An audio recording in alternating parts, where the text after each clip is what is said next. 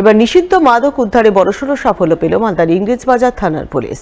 বিপুল পরিমাণ brown sugar সহ গ্রেপ্তার করল 2 মাদক পাচারকারীকে। পুলিশ সূত্রে জানা গেছে, ধৃত মাদক পাচারকারীদের মধ্যে একজনের নাম আসমান আলী এবং অপরজনের নাম করিম শেখ। দুজনেরই বাড়ি কালিয়াচক থানার শাহবাজপুর এলাকায়।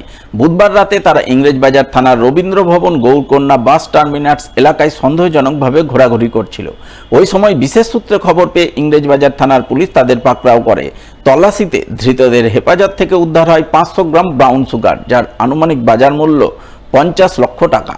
ধৃতরা কোথা থেকে বিপুল পরিমাণ নিষিদ্ধ মাদক ব্রাউন সুগার পেল, কোথায় পাচার করতে যাচ্ছিল, এই পাচার চক্রে আর কে বা কারা জড়িত রয়েছে ইত্যাদি নানান প্রশ্নের উত্তর খুঁজতে পুলিশ তদন্ত শুরু করেছে বলে জানা গেছে।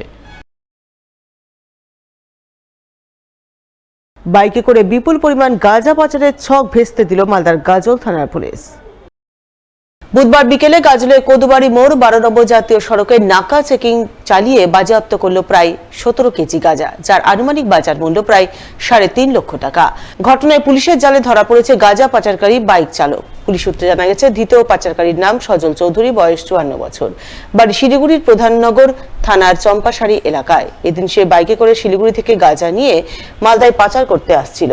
বিশেষ সূত্র মারফত গাজল থানার পুলিশ এই বিষয়টি জানতে পেরে কোদবাড়ি মোড়ে নাকা চেকিং চালিয়ে ওই পাচারকারীকে গাঁজা সমেত পাকড়াও করে এবং বৃহস্পতিবার ধৃতের পুলিশি হেফাজতে পেশ করা হয় মালদা জেলা আদালতে।